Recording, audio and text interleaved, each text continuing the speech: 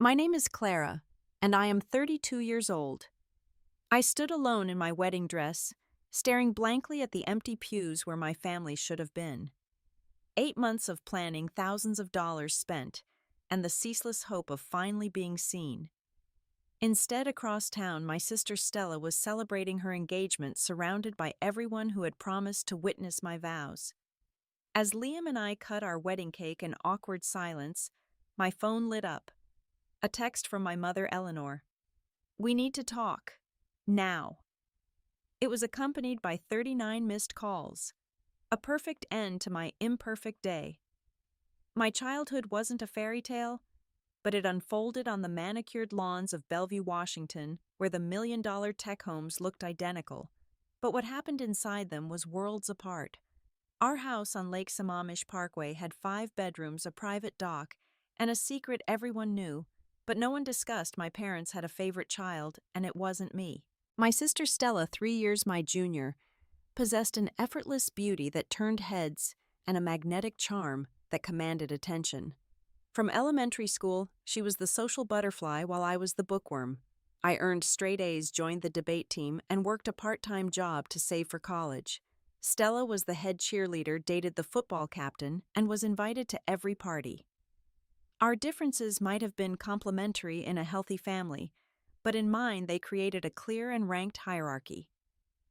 My mother, Eleanor, a former beauty pageant contestant, turned high-end real estate agent, saw herself in Stella. They went on shopping trips and spa days together, whispering conversations that would halt the moment I entered a room. My father, Marcus, a corporate attorney, was present for every one of Stella's cheerleading competitions, but always missed my academic decathlons, citing work emergencies that somehow never coincided with my sister's activities. "Stella needs more encouragement," my mother would explain when I questioned the disparity. "You're just so self-sufficient, Clara." Self-sufficient became the code word for not needing love, attention, or support. I became the family's spare, a reliable backdrop against which Stella's life could unfold in vibrant colors. I met Liam during my junior year at the University of Washington. We shared an English literature class, and he noticed me when few others did. At 20, he was the first person who seemed genuinely interested in my thoughts, dreams, and feelings. Our relationship developed slowly and steadily over coffee shop study sessions and long walks around campus. 7 years passed before we got engaged. Those years were filled with building our careers, saving our money, and forging a partnership built on mutual respect and genuine affection. Throughout those years, my friendship with Jessica remained the single constant link to my pre-Liam life. We had been inseparable since 10th grade biology, the kind of friends who could finish each other's sentences and knew each other's coffee orders by heart. Jessica was there through every family disappointment, offering a shoulder to cry on. When my parents missed my college graduation for one of Stella's dance recitals, when they forgot my birthday, but threw Stella a surprise party, when they helped Stella with the down payment on her condo, but told me to be more financially responsible when I asked for housing advice.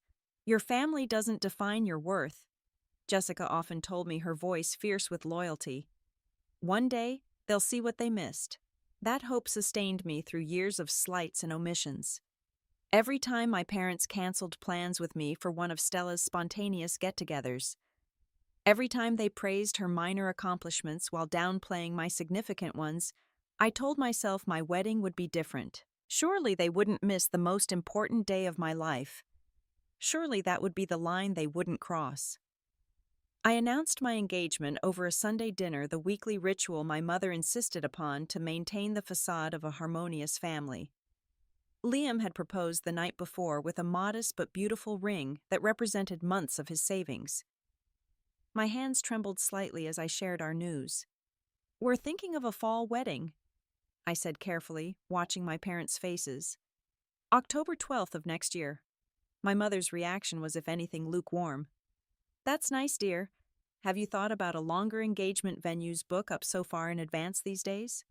My father barely looked up from his smartphone. "Congratulations. Will you be needing any financial assistance?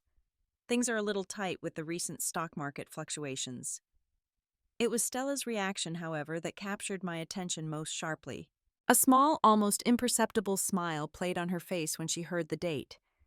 a smile that made my stomach clench with anxiety. I dismissed the feeling, chalking it up to paranoia born from years of disappointment. Surely even Stella wouldn't try to overshadow my wedding day. How foolishly optimistic I was. For years, I'd noticed a pattern whenever I had a significant event. Stella would suddenly have a crisis or a celebration that demanded immediate family attention. My college graduation coincided with her abrupt breakup, which required my parents to be on hand for emotional support. The dinner celebrating my promotion at Microsoft fell on the same evening Stella impulsively decided to announce she was moving into a new apartment in South Lake Union and needed immediate help. These coincidences happened with such regularity that Liam had started to predict them, often with unnerving accuracy. "Your sister operates on Stella Standard Time," he once joked, though his eyes were serious, "where the world revolves around her schedule and everyone else is just living in it." I had hoped, perhaps naively, that my wedding would be sacred ground beyond the reach of Stella's machinations. There were, after all, certain milestones that transcended sibling rivalry moments that even the most self-absorbed person would respect. Or so I thought. The stage was set, the actors were in place, and the drama that had been building for 32 years was about to reach its climax. I just didn't realize how painful the final act would be. The next 8 months passed in a whirlwind of wedding preparations. Liam and I approached the planning methodically, balancing our desire for a meaningful ceremony with the practical constraints of our budget. We chose a charming venue on the shores of Lake Washington, selected a menu that accommodated various dietary restrictions, and spent our evenings handwriting invitations to save on printing costs. "Your family will sit here," the venue coordinator explained during our first walkthrough, gesturing to the left side of the ceremony space, "and the groom's family will be on the right." I nodded, picturing my parents in the front row, perhaps finally looking at me with the pride I had craved for decades. I imagined Jessica beside me as my maid of honor, helping me adjust my veil and holding my bouquet. This time I allowed myself to believe this day would be different, that my family would show up for me, not just physically but emotionally. Initially, everyone seemed enthusiastic. My mother suggested bridal boutiques, though she always found an excuse to reschedule when the appointment time arrived. My father promised to attend the caterer's tasting but sent his assistant instead. Stella agreed to be a bridesmaid, with a hug that felt more performative than sincere. Jessica threw me an engagement party where my family arrived late and left early, but at least they came. Piece by piece, I built the dream of a perfect day, a day where my love for Liam would be witnessed and celebrated by everyone who mattered most to me. I pinned all my hopes on October 12th, believing it would be the start of a new chapter, not just with Liam, but with my family. I believed that love and marriage had the power to heal old fractures and rewrite old narratives. I didn't know that instead, it would expose the fractures with cruel, undeniable clarity. 3 months before the wedding, during another Sunday dinner, Stella made her move as the crème brûlée was served. "I have an announcement," she said, her voice pitched to capture the attention of everyone in our formal dining room. "Jack proposed last night." She held out her hand, displaying a diamond that dwarfed my own ring. My parents erupted in excitement, my mother even crying the tears of joy that had been noticeably absent from my announcement. "We're thinking of having an engagement party," Stella continued, her eyes flicking to me with calculated precision. "On October 12th. The room fell silent for a moment before my mother spoke. "But that's Clara's wedding day," she said, her tone suggesting she was pointing out a minor scheduling conflict, rather than a deliberate act of sabotage. Stella's expression shifted to practiced innocence. "Is it? Oh my gosh, I completely forgot. But we've already put a deposit on the venue. They had a cancellation on that date, and it's the only Saturday they have left this fall." The lie was so transparent. There wasn't a single event venue in Seattle with only one Saturday available, especially one that happened to be the exact date of her sister's wedding. But to challenge Stella directly would only cast me as the jealous sister, the role I had been assigned in our family's narrative for years. "Can't you change your wedding date, Clara?" my father suggested, as if postponing a wedding with all its associated bookings and arrangements was as simple as rescheduling a dinner reservation. Your sister's engagement is time-sensitive, but your wedding could happen any time. The casual cruelty of his words stole my breath. Beside me, Liam's hand tightened on mine, his knuckles white with suppressed anger. "No, actually," I said, finding a firmness in my voice that surprised even me. "Our invitations have been sent. We've paid non-refundable deposits. Our wedding is on October 12th as planned." That evening, I confronted Stella, directly calling her while Liam sat beside me for moral support. "You knew my wedding date when you planned this," I said, skipping the pleasantries. "Why would you do this?" "Not everything is about you, Clara," she replied, her voice dripping with the condescension she had perfected over years of being the family favorite. "Jack and I wanted to celebrate our engagement. It's not my fault the only day available happened to be your wedding day." "You're asking our family to choose between us," I insisted. "And you know who they'll choose." Her laugh was soft but sharp as a razor. "If you're so worried about that, maybe your relationship with them isn't as strong as you think. Maybe you should reflect on why that is." The call ended with no resolution, leaving me trembling with a mixture of rage and despair. I immediately called my parents, hoping they would see through Stella's ploy. "Mom, you can't possibly be considering missing my wedding for Stella's engagement party," I said when my mother answered. Her sigh carried decades of practiced martyrdom. "Clara, you're putting us in an impossible position. Why must you two always be so competitive? Can't you just reschedule? Stella can't change her date now, and your sister only gets engaged once." The irony of her statement hung in the air. I was also only getting married once, a fact that seemed to carry no weight with her. "I am not rescheduling my wedding," I stated definitively. "I hope you'll make the right choice." The wall of cold silence I received on the other end of the line was more chilling than any argument. It wasn't an immediate refusal, but a silence that suggested consideration, a weighing of the two events. And in my family, their hesitation always tipped in one direction. I hung up the phone, a cold sense of inevitable truth beginning to settle in my mind. I had drawn a line in the sand, and I was about to watch my family step casually over it. As the weeks passed, I watched with growing dread as my family members began their subtle retreat. My mother stopped asking about wedding details. My father became even more elusive than usual. Extended relatives who had enthusiastically replied, "Will attend," began to call with apologies. "Your cousin Patricia has a scheduling conflict," my mother informed me. "She's going to Stella's party instead. She hopes you'll understand." One by one, the relatives aligned themselves with Stella's celebration over mine. The defections hurt, but none as deeply as the growing distance I felt from Jessica. My best friend became increasingly difficult to reach, canceling our scheduled bridesmaid dress shopping trip and missing our menu tasting without explanation. "Is everything okay?" I texted her after she'd missed our third wedding-related appointment. "I haven't heard from you much lately." "Sorry, work has been crazy," was her belated reply. "And I have some family stuff going on. We'll catch up soon." Liam watched with growing concern as my initial excitement about the wedding gave way to anxiety and dread. "We could just elope," he offered one night as I tearfully sorted through another batch of declined RSVPs. "Just go somewhere and make it about us, not them." "But that would be letting them win," I replied, though the offer was tempting, "and I'm still holding out hope they'll come to their senses." The final dress fitting should have been a moment of joy, my mother and maid of honor surrounding me with praise and emotional tears. Instead, I stood alone in front of the mirror, the seamstress making awkward small talk to fill the silence of the empty room. 2 days before the wedding, my mother called. "We're going to try to make it to both events," she said, her voice cheerful with false optimism. "We might be a little late for your ceremony, but we'll try to stop by the reception." Try to stop by, as if my wedding were an open house or a casual get-together, as if their presence were a favor rather than a parental obligation. "Don't bother," I replied, surprising myself with the cold anger in my voice. "Either be there from the beginning or don't come at all."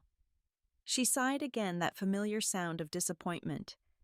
"You're always so difficult, Clara, so unwilling to compromise."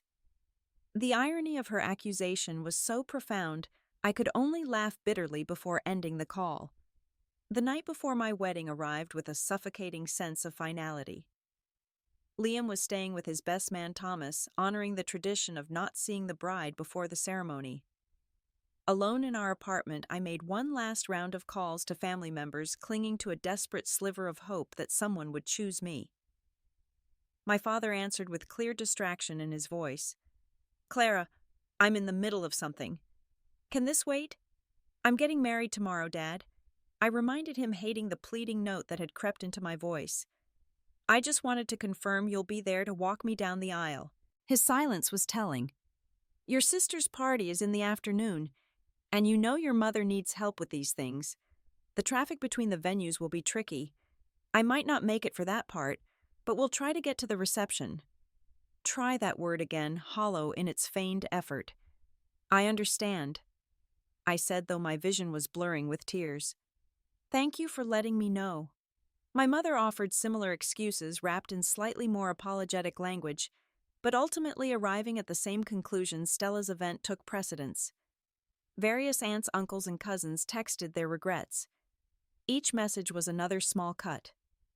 The call I dreaded most came at 11:30 p.m. Jessica's name flashed on my screen, and I answered immediately, desperate for good news. "Please tell me you'll be there tomorrow," I said without preamble. The silence on the other end of the line stretched for a few heartbeats too long. "Clara, I am so sorry," Jessica finally said, her voice wavering. "I can't make it tomorrow." The betrayal hit me with a physical force, knocking the air out of my lungs. "You're my maid of honor. You've been my best friend for 15 years. I know, and I feel terrible, but Stella asked me to help coordinate her party, and I already said I would. You know how she gets when people back out." The pieces suddenly clicked into place. "How long have you been friends with Stella?" Another damning silence. "We started hanging out a few months ago. She invited me to some parties, introduced me to some important people in my industry. You know I've been trying to network for that promotion." My sister had deliberately cultivated a friendship with my best friend, pulling her into her orbit and out of mine with the practiced ease of someone who had been stealing my relationships her entire life. "So you're choosing her engagement party over my wedding," I said flatly.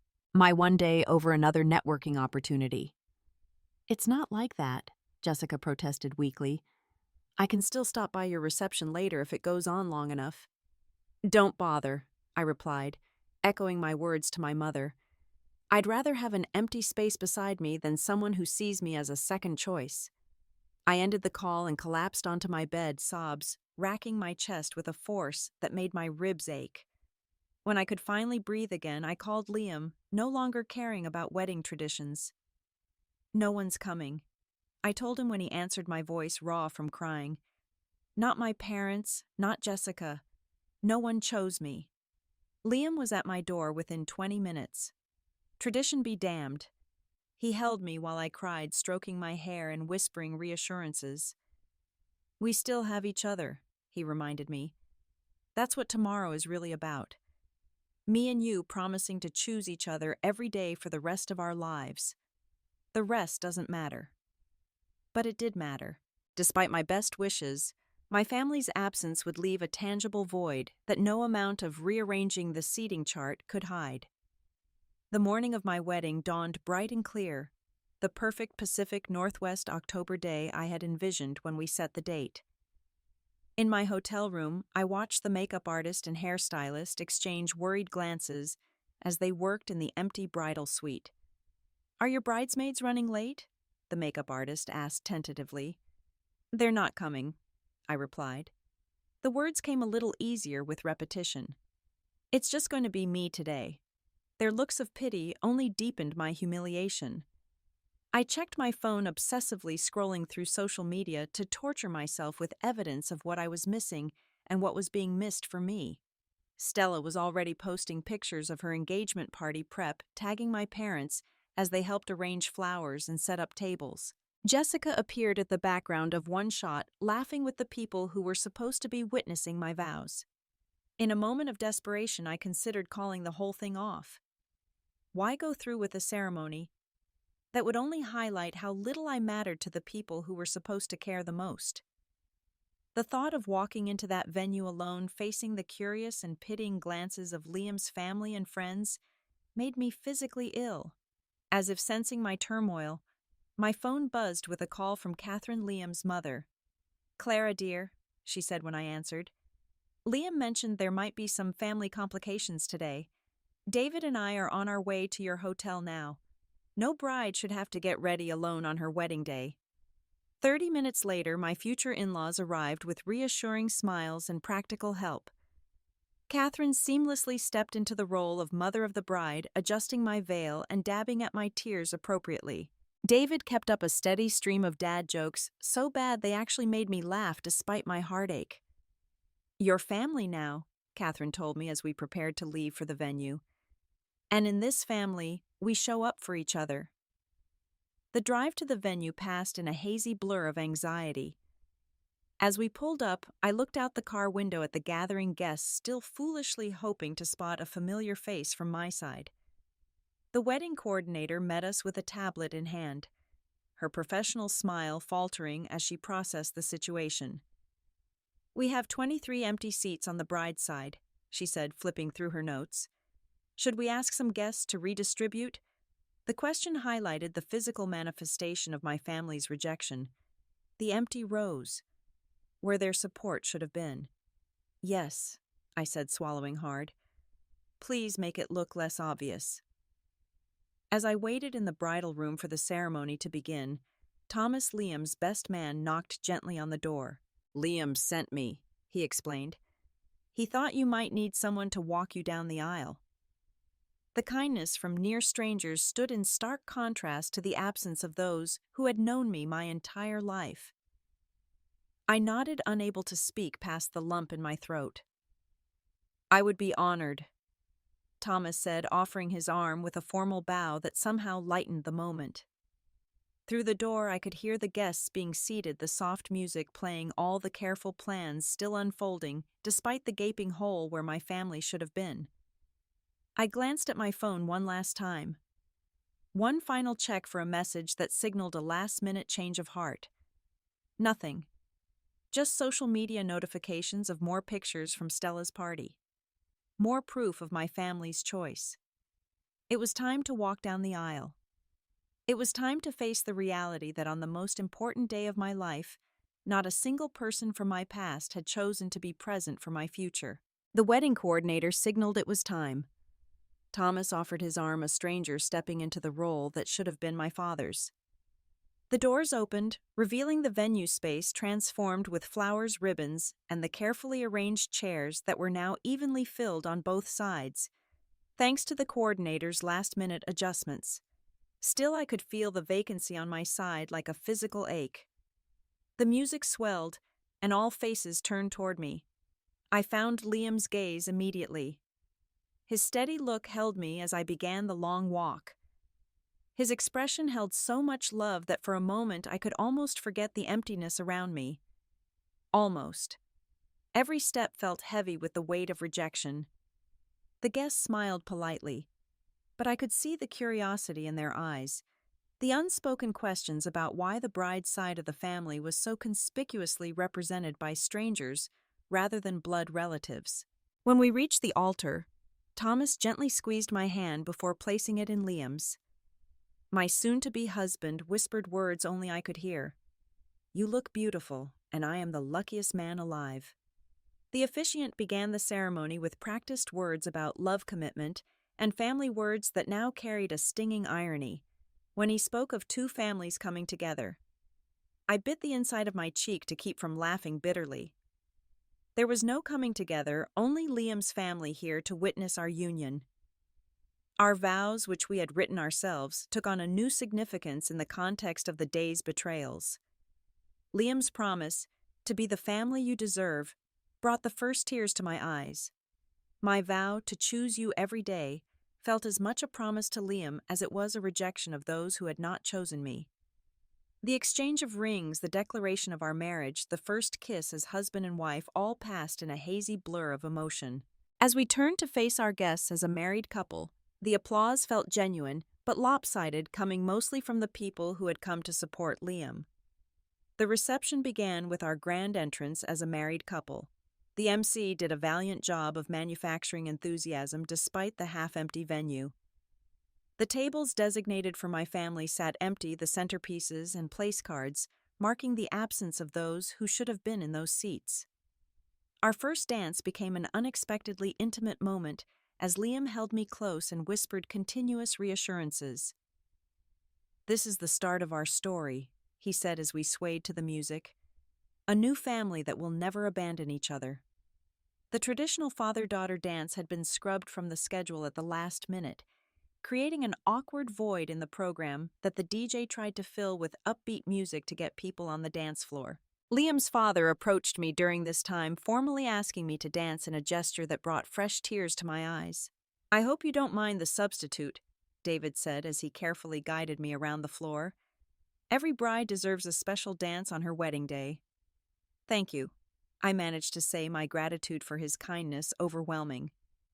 David's speech during dinner welcomed me to their family with such genuine warmth that I could momentarily forget the pain of my own family's absence. Liam's relatives went out of their way to introduce themselves, share family stories, and make me feel included in their circle. "I'm so glad Liam found you," Catherine said, squeezing my hand across the table. "We've always wanted a daughter." The photographer struggled valiantly with the family photos, arranging Liam's relatives around us, while studiously avoiding any mention of my missing family members.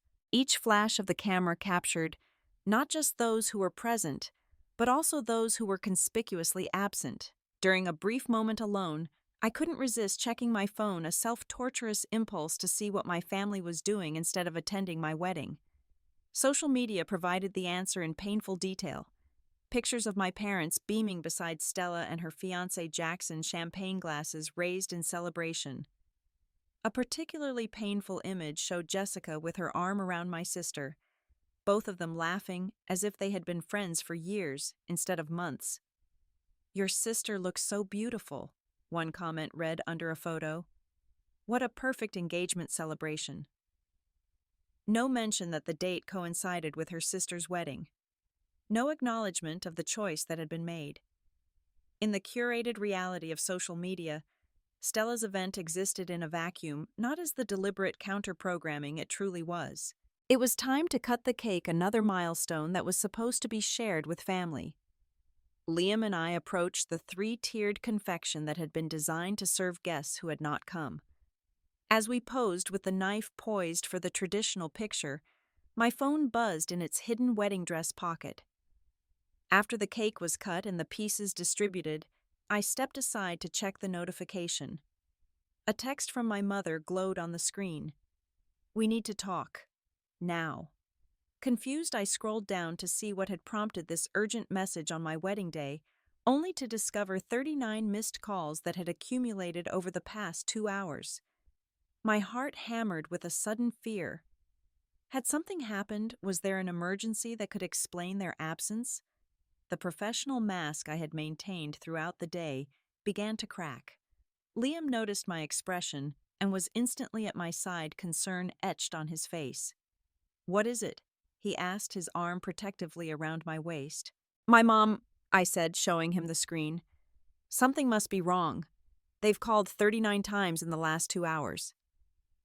A mixture of emotions flickered across Liam's face. Worry, anger, suspicion.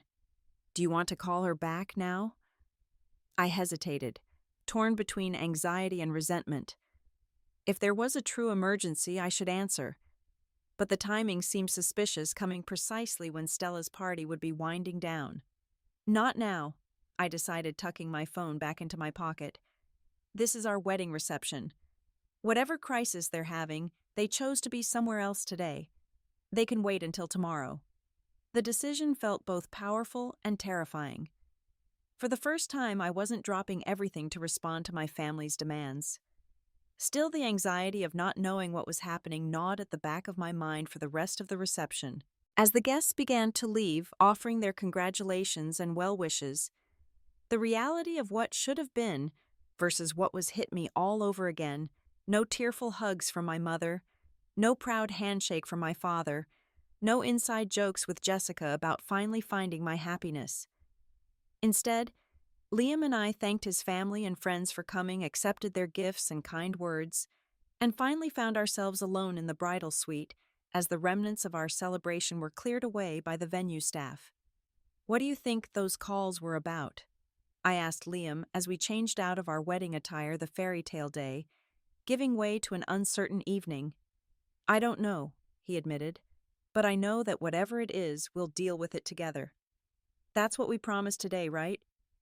I nodded, trying to focus on the commitment we had made rather than the people who had chosen to miss it. But as we prepared to leave for our hotel, my phone began to ring again. My mother's name flashed on the screen, the 40th call of the day. This time I answered. "Mom," I said, putting the call on speaker so Liam could hear. "What's going on? Is everyone okay?" Her voice came through strained and choked.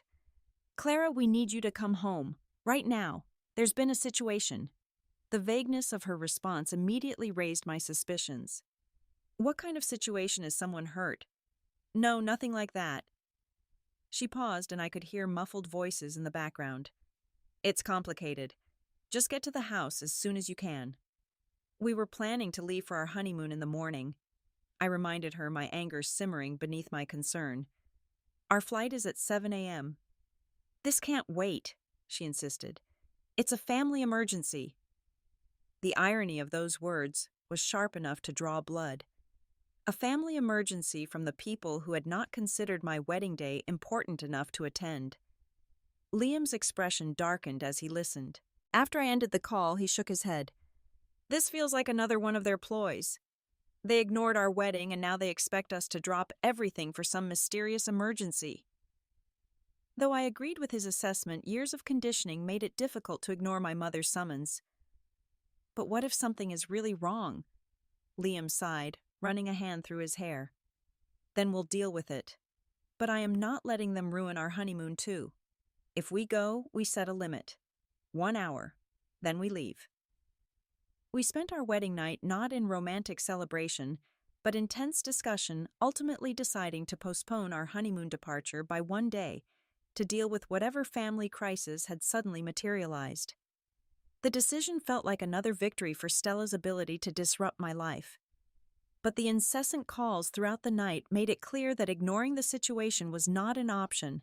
The next morning, we arrived at my parents' house to find several cars parked in the driveway, including Jessica's Tesla. The scene looked like the aftermath of a party with glasses and plates still scattered on surfaces. Walking into the unusually quiet house, we found my parents, Stella Jackson, and Jessica gathered in the living room, all wearing expressions that ranged from angry to tearful. My mother stood up when she saw us, her face etched with a tension I had never seen before. "Thank you for coming." "What's the emergency?" I asked, remaining standing with Liam at my side, unwilling to sit down for a meeting that felt increasingly like a staged crisis. My father cleared his throat. "There was an incident at Stella's engagement party yesterday." Stella sat with red-rimmed eyes, Jackson's arm around her shoulders. She looked up at me with an expression I couldn't read.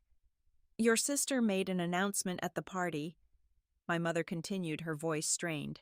"She told everyone she was pregnant. That's why she and Jackson were getting engaged so quickly." I waited for the actual emergency, confused by this revelation. And she's not pregnant," my father said bluntly. "After everyone had congratulated them and given them special gifts for the baby, she admitted she made it up for attention."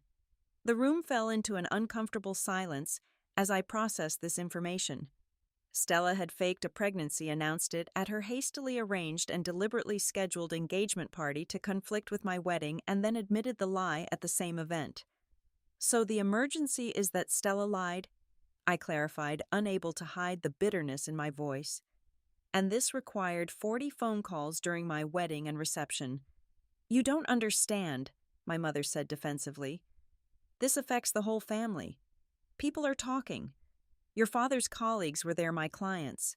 Our reputation is on the line."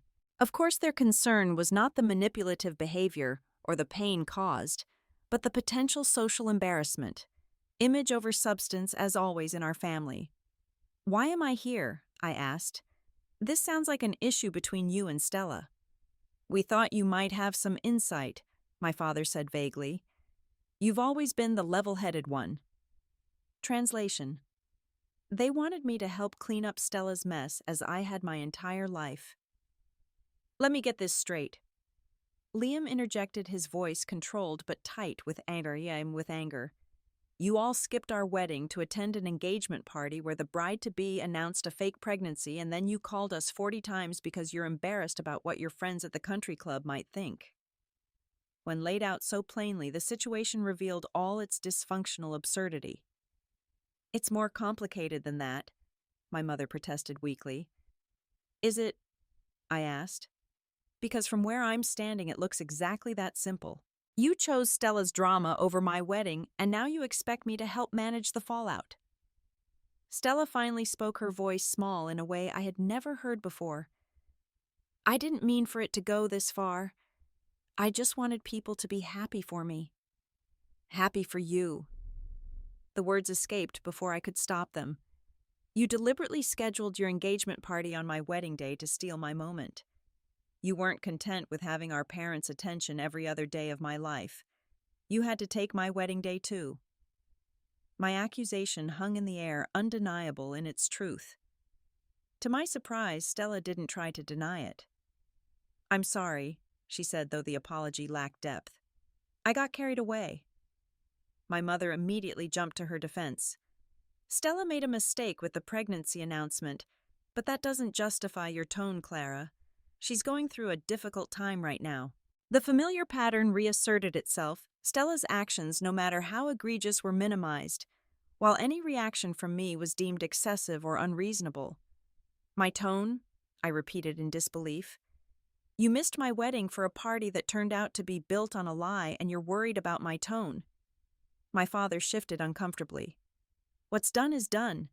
We need to focus on damage control now. Can we count on your discretion about this situation? Not an apology, not an acknowledgement of the pain they had caused, just a request for my continued complicity in maintaining the family's carefully constructed facade. I turned to Jessica, who had been silent throughout the exchange. And you was the networking worth missing your best friend's wedding? She had the decency to look ashamed. I made a mistake, Clara. Stella introduced me to some important people in my industry, and I got swept up in it all. I should have been there for you. Yes, you should have been. I agreed. The hurt was still raw. 15 years of friendship, and you threw it away for what, a chance to schmooze with my sister's crowd. It wasn't like that, she protested weakly. Then what was it like? Liam asked, his protective instincts clearly triggered by the roomful of people who had hurt his new wife. Jessica looked down, unable to meet my eyes. Stella said you would understand that you were so busy with wedding planning, you probably wouldn't even notice if I skipped it. The revelation hit me like a physical blow. And you believe that after 15 years of knowing me. The conversation continued to unravel, revealing more painful truths. It turned out that Stella had been systematically alienating me from my family and friends for months, making subtle comments to cast doubt on my loyalty or affection, positioning herself as the more accessible alternative in our social circle. My mother produced screenshots of texts Stella had sent about me claiming I had said hurtful things about various family members that I had never uttered. My father admitted that Stella had convinced him I didn't really want him to walk me down the aisle, but felt obligated to ask. Jessica confessed that Stella had told her I had been complaining about her lack of support as a maid of honor. The web of intrigue was so complex, so carefully constructed, that I felt dizzy trying to process it all. My entire relationship with my family and best friend had been poisoned by deliberate misinformation, and not a single one of them had bothered to verify anything directly with me. Why did you all believe all this without ever asking me? I demanded, tears of anger and hurt welling in my eyes. You've always been so independent, my mother said, as if that explained their willingness to accept lies about me. And Stella seemed so sure. The conversation continued in circles with half-hearted apologies that focused more on their embarrassment than my pain. No one seemed to fully grasp or acknowledge the magnitude of what they had done by missing my wedding. Their concern remained focused on the social ramifications of Stella's fake pregnancy announcement, not the deliberate sabotage of what should have been the happiest day of my life. After an hour of this emotional carousel, Liam gently touched my arm. "We should go. We have an early flight tomorrow." The reminder of our honeymoon plans, now curtailed because of this family drama, reignited my anger. Yes, we have a honeymoon to get to, the honeymoon that follows the wedding none of you attended. "You can't still be upset about that," my mother said dismissively. "We've apologized and we have a real situation to deal with here." Her words crystallized everything that was wrong with our family dynamic. My feelings, my experiences, my wedding day were always secondary, always less important than whatever crisis Stella had manufactured. "I'm done," I said quietly. The words brought a surprising sense of peace. I'm done being the spare in this family. I'm done being the reliable, level-headed Clara who will always understand, always forgive, always cater to others' needs while my own are ignored. We left amidst protests and demands that we stay and help sort out the situation. In the car, the emotional dam finally broke, and I sobbed with the accumulated pain of not just my ruined wedding day, but a lifetime of being the less loved child. "They'll never change," I told Liam between sobs. "They'll never see me." He drove in silence for a while, giving me the space to process my emotions. When he finally spoke, his voice was gentle but firm. "I think we need to consider putting some distance between us and your family. This isn't healthy, Clara. What they did goes beyond thoughtlessness. It's cruel." The truth of his assessment resonated within me. For the first time, I allowed myself to see my family not as I wished they were, but as they truly were. People who consistently prioritized Stella's wants over my needs, who enabled her manipulative behavior, because it was easier than confronting it, who failed in their most basic parental duty to be present for their child's significant moments. The realization was both devastating and liberating. I didn't have to keep trying to earn a love that was always conditionally given. I didn't have to keep making excuses for their hurtful actions. I could choose myself, just as they had repeatedly chosen Stella. "You're right," I said, finally wiping away my tears. "I need some distance to figure out what kind of relationship I can have with them going forward, if any." The decision felt momentous, like stepping off a familiar path into unknown territory. But as Liam's hand found mine across the center console, I knew I wasn't walking that new path alone. The 2 weeks after returning from our family drama-shortened honeymoon were some of the darkest of my life. Despite the beautiful beaches and romantic dinners, the specter of rejection followed us to paradise.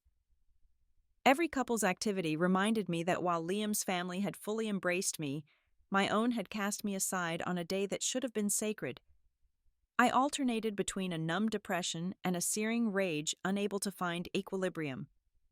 "I think I need professional help," I admitted one evening as we sat on our apartment balcony, the weight of my unprocessed emotions becoming too heavy to bear alone. "This is beyond just being sad about the wedding. This is 32 years of feeling unwanted."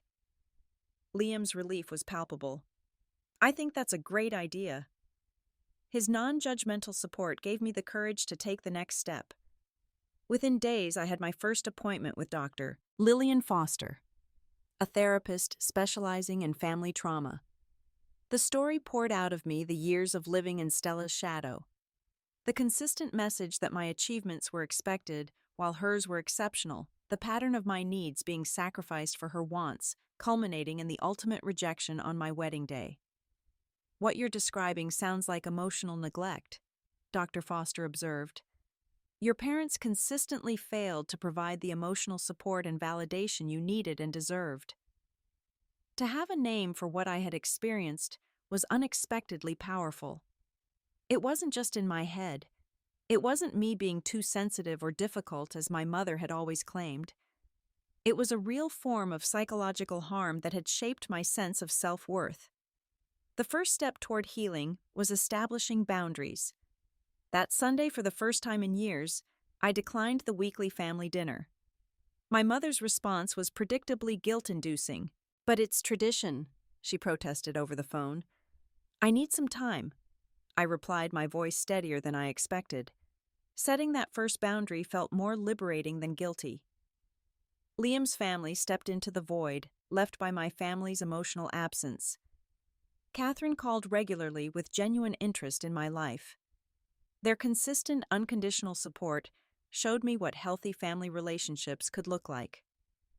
3 weeks into therapy, I felt strong enough to confront Stella directly. We met at a neutral coffee shop. "I want to understand why," I said. To my surprise, Stella didn't immediately deny or deflect. "I've always been jealous of you," she admitted, her voice unusually small. "You're so smart, so capable. Everything comes so easily to you." The confession stunned me. Our perceptions of our shared childhood were so different we might as well have grown up in separate families. Still, I recognized the petty insecurity behind her actions. My wedding day. My one chance to be the center of our family's attention had been sabotaged because my sister couldn't bear the thought of me having a single day in the spotlight.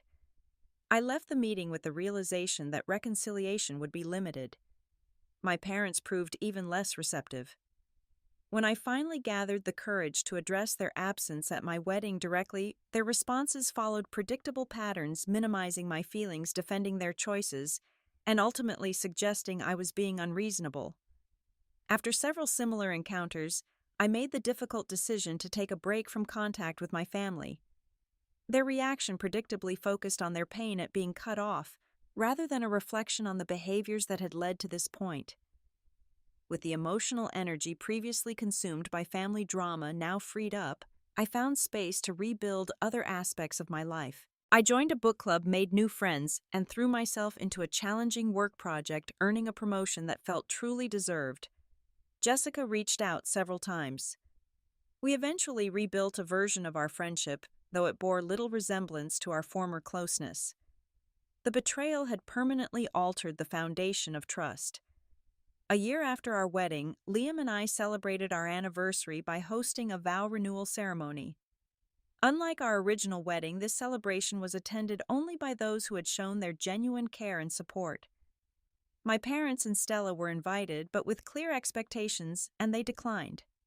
Standing before our chosen family, rereading the vows that had gained a deeper meaning through our trials, I felt a sense of peace that had eluded me for most of my life. The pain of my birth family's rejection remained, but it no longer defined me. "You've shown me what family really means," I told Liam. "It's not about blood or obligation, but about choice and consistent love." Over time, I reestablished limited, carefully structured contact with my parents. Our relationship now exists within clear boundaries that I consistently enforce. My mother has made gradual efforts to adjust. My father remains more resistant. "I should have been there to walk you down the aisle," he admitted in a rare moment of vulnerability nearly 14 months after the wedding. "I made the wrong choice that day." The admission, though belated, brought a small measure of healing. The journey from rejection to reclamation has not been a straight line, and it is certainly not complete. But each day brings new opportunities to choose self-respect over approval, boundaries over obligation, and genuine connection over a false harmony. The little girl who spent decades trying to earn a love that should have been freely given is finally at peace. Not because she received what she always sought, but because she found the courage to stop looking for it from a source incapable of providing it. Instead, she discovered something more precious: the ability to recognize value and reciprocate the love that arrives without conditions or comparisons. The family that matters is not always the one you are born into, but the one that shows up for your cake-cutting moments.